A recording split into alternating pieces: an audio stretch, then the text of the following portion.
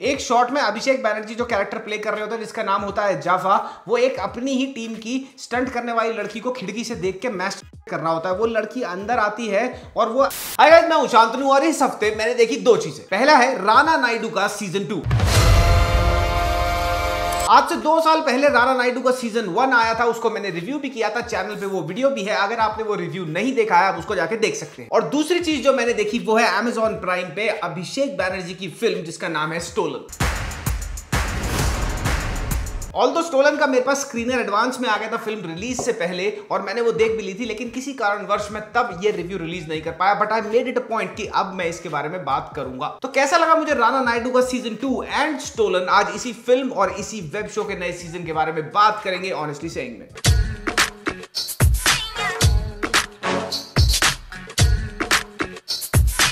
पहले बात करते हैं राणा नायडू सीजन 2 के बारे में, because I was really looking forward to watch this new season because of basically 2 reasons. पहला रीजन ये था that Rana Naidu season 1 was absolutely wild. Rana Naidu season 1 was literally a thriller web show on steroids when it came out. गाली गलौज, sex scenes, मार काट, उस show में हर चीज था। Season 1 was an absolute shocker in every dam episode. Rana Naidu season 1 का एक episode, and mind you every episode was nearly 50 minutes long और 10 लंबे चौड़े एपिसोड थे, लेकिन फिर भी एक episode was nicely scripted, well drawn out, very well shot.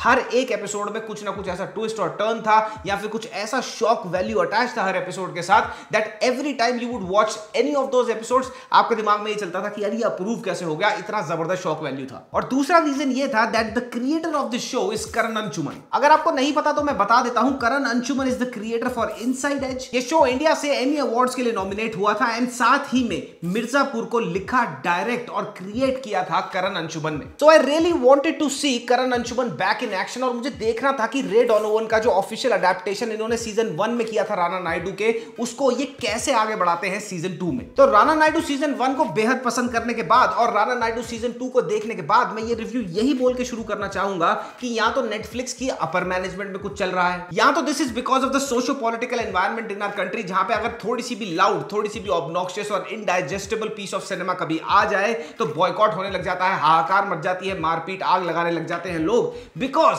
Rana Naidu season 2 is nothing, not even close to Rana Naidu season 1। Rana Naidu season 1 था बेधड़क, बदतमीजी से चाटे बजाता, गाली बकता, आगे बढ़ता हुआ सलमान खान तेरे नाम वाला। अरे क्यों मार रहे यार, अरे थप्पड़ क्यों मार रहे यार, अरे बस हाथ उठाकर बहुत मारूंगा, हाथ तो नीचे मेरे। और राणा नायडू सीजन 2 है बात बात पे रो देने वाला ट्यूबलाइट का सलमान खान।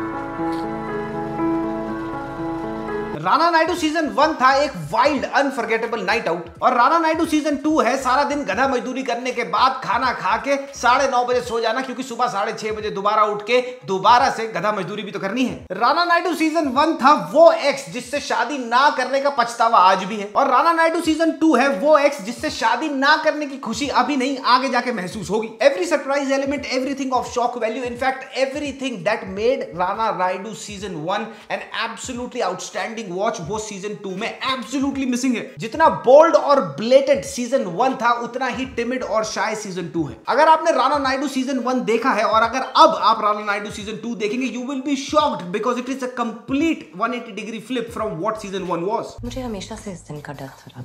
तुमने कहा था you are done with all this. मुझे लिटरली सीजन 2 देखते हुए ऐसा लग रहा था कि while they were shooting for season 2 इनको स्पेशल इंस्ट्रक्शंस थी, I don't know from where, कि इसको वाटर डाउन करो, इतना टोन डाउन कर दो कि सीजन 1 की एक्सटेंशन ये लगे ही ना।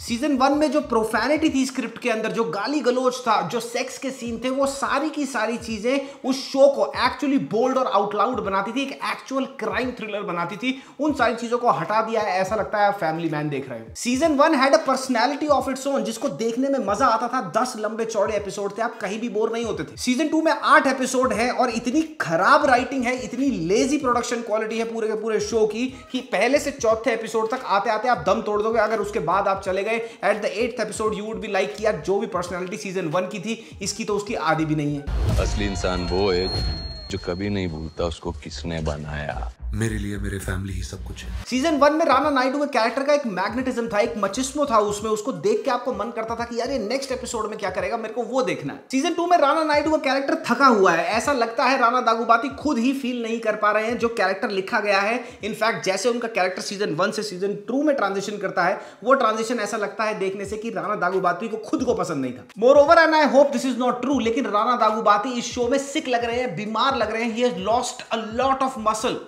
आई एम क्विटिंग नैना। दागुबाती वेंकटेश जिन्होंने नाना का रोल प्ले किया था, जो एडवर्सरी होते हैं और बाप होते हैं राणा के सीजन 1 में, वो सीजन 1 में एक डिमेंटेड डिसफंक्शनल फादर थे जिनको देखने में मजा आता था। He had a little quirks to him, but overall उनका बड़ा ही सीरियस और डार्क टोन था कैरेक्टर का। यहां पे सीजन 2 में उनको एक मस्खरा, एक जोकर बना दिया भाई। देखो कौन आया, क्या फूलों सा चेहरा, कली उसकी मुस्कान दिख रही थी। दागुबाती वेंकटेश की जो स्ट्रॉन्ग पर्सनैलिटी ऑन स्क्रीन है ना, उस पे कैपिटलाइज करता था सीजन 1। सीजन 2 में तो पता नहीं क्या ही बना दिया है उन्हें। शो में मल्टीपल जगहों पे नॉनसेंसिकल शॉट्स हैं। फॉर एग्जांपल शो के एक पर्टिकुलर एपिसोड में एक पर्टिकुलर शॉट है जहां पे राणा दागुबाती 6.5 फुट का आदमी जो अल्ट्रा मचिस्मो जिसमें से ऊज करता है, उसको दिखाया गया है एक एक्सटेंडेड फाइट शॉट में। और वो लड़ किससे रहा है, जो एटीएम के बाहर वो दादाजी नहीं बैठे होते बंदूक लेके, जिसमें गोली नहीं होती और मुंह में पान होता है, तोंद निकली होती है, अगर चोरी हो भी गई तो वो सोते सोते काट देंगे, उससे लड़के तो मचिस्मो दिखा रहे हैं। You could have at least shown him fighting well trained personal security. चलो वो भी छोड़ो यार, 6.5-7 फुट का अगर तुम्हारा हीरो है तो इक्वली बड़े झुस्से बाउंसर ही ले आते। एक शॉट में दागुबाती वेंकटेश यानी नाना के कैरेक्टर को बिठा के बांध के कुर्सी से प्लास से उसका दांत खींच लेते। And guess what happens next, उसके मुंह में दर्द होना चाहिए, मुंह से बहुत सारा खून निकलना चाहिए, आंखों से आंसू निकलने चाहिए, शक्ल पे ऐसा लगना चाहिए कि भैया पता नहीं क्या दांत खींच के निकाला है यार। लेकिन वो अगले ही शॉट में हंस रहा है ठाके मार मार के,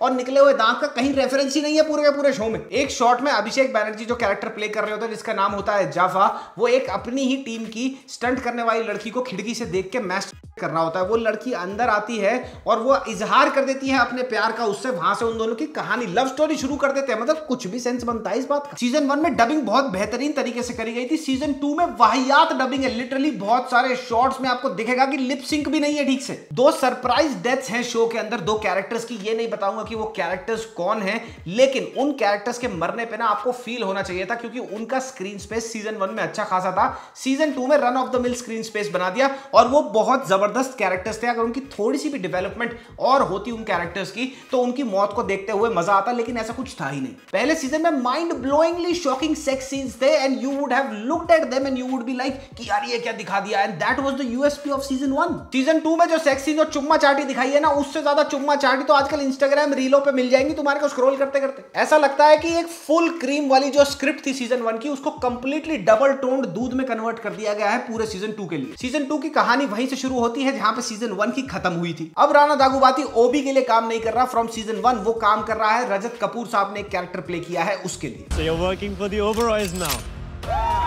तो राणा नायडू की इसी नई इक्वेशन की कहानी के बीच में आपको थोड़े बहुत थ्रिल मिल जाएंगे, थोड़े बहुत ट्विस्ट देखने को मिल जाएंगे, 1-2 रैंडम मर्डर्स देखने को मिल जाएंगे, लेकिन कुछ भी ऐसा नहीं होगा जो आपको अपनी सीट से चिपका के रखेगा for 8 long damn episodes. Kriti Kharbanda is the most recent addition to the cast of Rana Naidu season 2 and she is also the most irritating. Oberois के पास वो माचिस लगाने की कोशिश में ऐसा ना हो कि नायडूज का पूरा फ्यूचर चल के राख हो जाए। I really don't know what has happened to कृति's फेस। पूरे का पूरा फेस ही नकली लगता है, और उसके साथ पूरे के पूरे शो में, tell me if I am wrong, जब आप शो देखोगे आपको भी ये लगेगा। पता है वो कैसे बात कर रही है? ऐसे, क्या बोला था डैडी ने, मैं तो बहुत पैसा कमाती हूँ, मैं तो ऐसे काम करती हूँ। इट्स सो इरिटेटिंग कि भूमि पेट देकर आपको लेस इरिटेटिंग लगेगी रॉयल से इसमें। रजत कपूर जैसे दिग्गज आर्टिस्ट को, जिनको अभी खौफ में एक्सेप्शनली वेल तरीके से यूज किया गया है, इस शो में कंप्लीटली वेस्टेड है उनका talent. Literally the last thing that I was expecting was zero impact coming out of a character played by Rajat Kapoor. गोरी और ब्लडी था सीजन 1, उसमें जो किलिंग्स हुई थी उसको देख के मजा आ जाता था। यहाँ पे जो किलिंग्स हैं वो जबरदस्ती ब्रूटल बनाने की कोशिश करी गई है,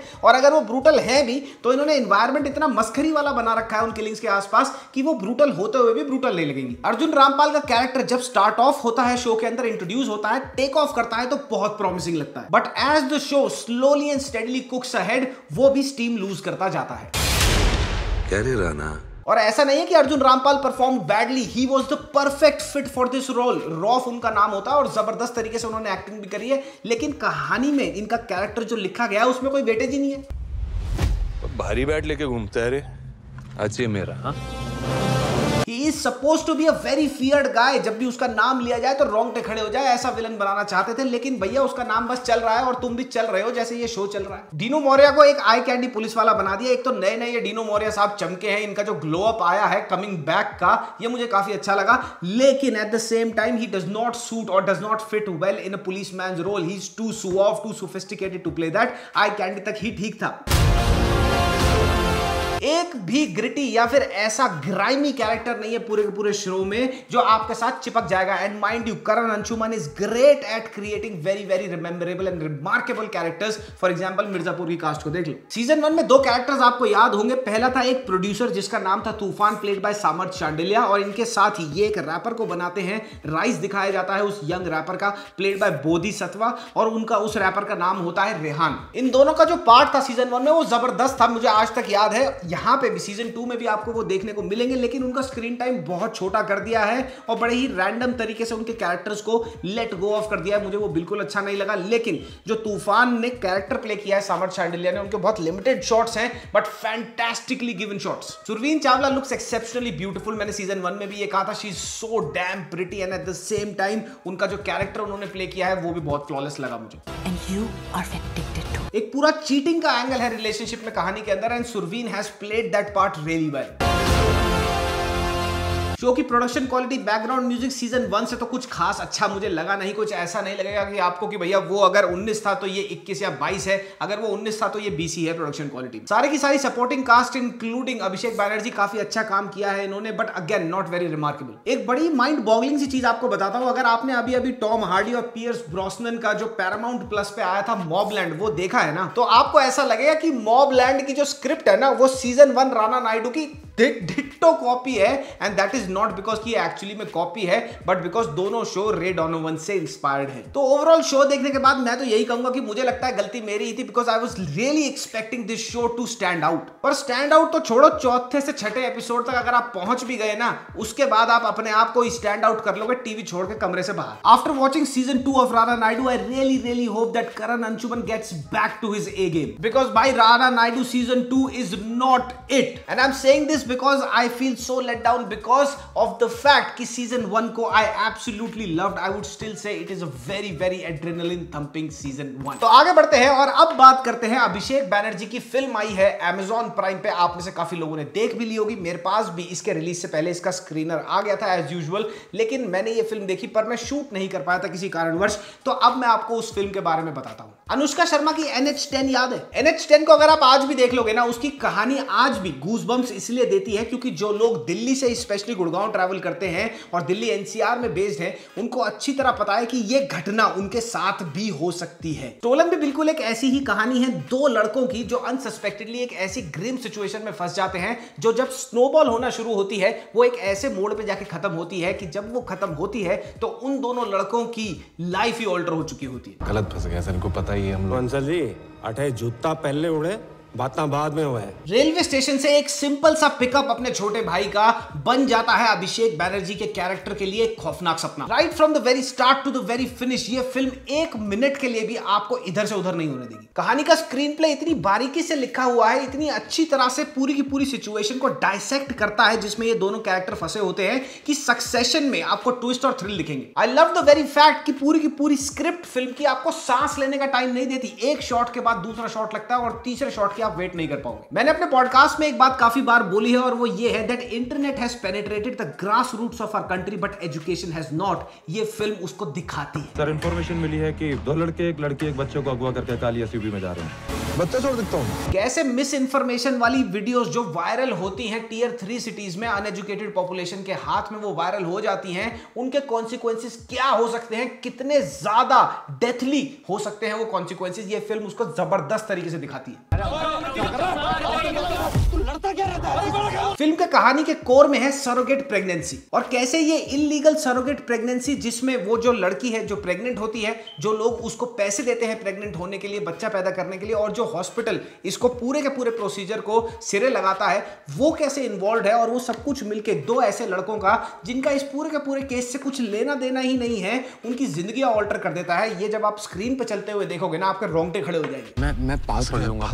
गलत फंस गए यार, गलत फंस गए हम लोग, गलत फंस गए। अभिषेक Banerjee yet again in this film in Stolen proves that he is an outstanding excellent actor. अभिषेक का कैरेक्टर एक क्रिटिकल सिचुएशन में फंस गया है, उसका सगा भाई छोटा भाई मरने वाला है, उसकी माँ की शादी है जहां पे उनको जाना है लेकिन वहां वो पहुंच नहीं पा रहे हैं क्योंकि गांव वाले शायद उनकी गर्दन काट दे अगर वो उसके हाथ लग जाए। और इन्हीं के बीच उनकी बैक सीट पे बैठी है एक ऐसी औरत जो ठीक से हिंदी नहीं बोल पाती, कम्युनिकेट नहीं कर पाती, उसके हाथ में एक बच्चा होना चाहिए था जो नहीं है। वो दोनों उस बच्चे को ढूंढवाने में उसकी मदद कर रहे हैं। the sheer multiple angles in this film have been catered to very very intelligently. हमारे पीछे कुछ लोग पड़े हुए sir. The beauty of this film story is the fact कि आपको ये देखते हुए लगेगा कि आप भी शायद कल को एक ऐसी सिचुएशन में फंस सकते हो, not exactly the same but आपके साथ भी एक ऐसी चीज हो सकती है जो कभी आपने एक्सपेक्ट ही नहीं करी थी। और कुछ लोग जिनके हाथ एक वायरल वीडियो लग गई है जो कि सच्ची नहीं है, वो आपकी जान ले सकते हैं only because they have based their judgement on that fake viral video. Film में जो लीड एक्ट्रेस है मिया माइल्जर उनका नाम है, जो सारे के सारे सीक्रेट्स अपने अंदर दबा के रखती हैं। और जैसे जैसे फिल्म आगे बढ़ेगी ना, आपके अंदर फ्रस्ट्रेशन बढ़ती जाएगी मिया के कैरेक्टर को देख के। She has played it exceptionally well. इस कहानी को, इस फिल्म को देखने में मजा पता है कहां है? जैसे जैसे कहानी आगे बढ़ेगी ना, जैसे जैसे एलिवेशंस आएंगे और फिर डिप्स आएंगे कहानी के अंदर, आपको फ्रस्ट्रेशन होगी कि यार इनको ये नहीं करना चाहिए था, उनको वो नहीं करना चाहिए था, ये औरत झूठ बोल रही है, ये भी इन्वॉल्व हो सकता है। And that is what I think is brilliant script writing because it engages you as an audience right into the core of the story. Surrogate pregnancy का क्या स्पेक्ट्रम है हमारे देश में, उस पर बड़ी अच्छी तरह से ये लाइट डालती है फिल्म। व्हेन आई से spectrum of surrogate pregnancy, what I mean is कि सरोगेट प्रेगनेंसी होती पूरे के पूरे देश में है, टियर 1 सिटी में, लेकिन वो कैसे होती है और टियर 3 सिटी में एक गरीब औरत की कोख को अगर खरीदा जाए तो उस औरत को कैसे ट्रीट किया जाता है, उसके अंदर से जो बच्चे निकल रहे हैं किसके वो बच्चे हैं, जिन्होंने उनको पैसा दिया है वो चीजें कैसे ट्रीट होती हैं, बड़ी जबरदस्त तरीके से इस डिस्क्रिपेंसी को दिखाती है ये फिल्म। पत्ता चुरा के भाग रही है ये। नहीं नहीं है।